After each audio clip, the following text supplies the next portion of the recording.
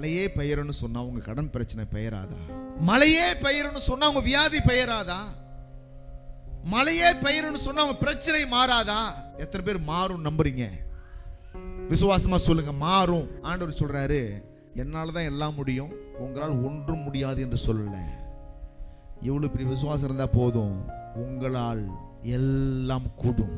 All things are possible. எல்லாம் உங்களால கூடும். எல்லாம் சொல்லுங்க, எல்லாம் என்னால கூடும், எல்லாம் என்னால கூடும். வாயை திறந்து சொல்லுங்க, எல்லாம் என்னால கூடும். விசுவாசமா சொல்லுங்க. உன்னால முடியாது, உன்னால முடியாது உலகம் சொல்லுதுல, அது எல்லாம் என்னால செய்ய முடியும். எப்பொழுது தெரியுமா? இவ்வளவு பெரிய விசுவாசம் இருந்தா போதுமானது. இவ்வளவு பெரிய விசுவாசம் இருந்தா போதுமானது. முடியாதவர்களை எல்லாம் முடிய வைக்கும், நடக்காத காரியங்கள் எல்லாம் வாழ்க்கையில் நடக்க வைக்கும், கிடைக்காத ஆசீர்வாதங்கள் எல்லாம் கிடைக்க வைக்கும், தடைகள் எல்லாம் விலகி ஓடி போகும், பிரச்சனைகள் எல்லாம் மாறும் என்று சொன்னால் ஏன் இந்த விசுவாசத்தை படிக்க கூடாது? அவர் சொல்றாரு, முதல்ல மலையை பார்த்து சொல்லணும். மலையை பார்த்து என்ன செய்யணும்? சொல்லணும். பிறகு சொன்னபடியே நடக்கும் என்று விசுவாசிங்க இருதயத்தில். நிறைய பேருக்கு என்ன பிரச்சனை கேட்டா,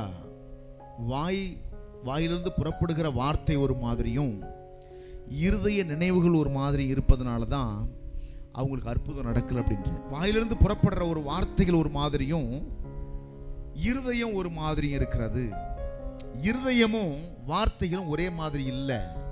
உங்க பாஷையில சொல்லணும்னு சொன்னா, ஜெபம் ஒரு மாதிரியும் ஜெபம் பண்ணின பிறகு நீங்கள் பேசுகிற வார்த்தைகள் வேற மாதிரியும் இருக்கிறது. ஜெபம் பண்ணும்போது எல்லாம் சொல்லுவோம், ஆண்டவரே உங்களால் எல்லாம் கூடும் கர்த்தாவே, வியாதியை வெல்ல போ, பிரச்சனையை மாறு, இயேசுவின் நாமத்தில் அற்புதம் நடப்பதாக, என் குடும்பத்தில் ஆசீர்வாதம் வருவதாக, ஆண்டவரே நீங்க தேவையை சந்திப்பீங்க விசுவாசிக்கிற ஆண்டவரே, நிச்சயமா என் தேவையை கொடுப்பீங்க ஆண்டவரே, ஸ்தோத்திரம் கர்த்தாவே, ஸ்தோத்திரம், இயேசுவின் நாமத்தில் ஜெபிக்கிற பிதாவே. ஜெபம்லாம் பயங்கர விசுவாசம் உள்ளதான் இருந்துச்சு. வெளியில வந்தீங்க பாருங்க, இப்ப கேட்கறாங்க, என்னக்கா கல்யாணம் வச்சிருக்கிற, இந்த காசு கிடைச்சதா?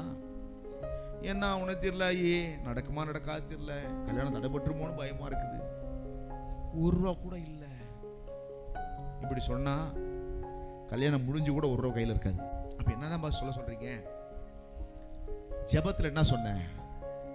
உங்களால எல்லாம் கூடும் கர்த்தாவே, நீங்க தேவையை சந்திப்பீங்க ஆண்டவரே, ஆசீர்வதிப்பீங்க ஆண்டவரே, ஸ்தோத்திரம் கர்த்தாவேன்னு சொன்னல. அதையே ஜெபம் முடிந்த பிறகு பேசணும். என் தேவன் என் தேவையை சந்திப்பார்.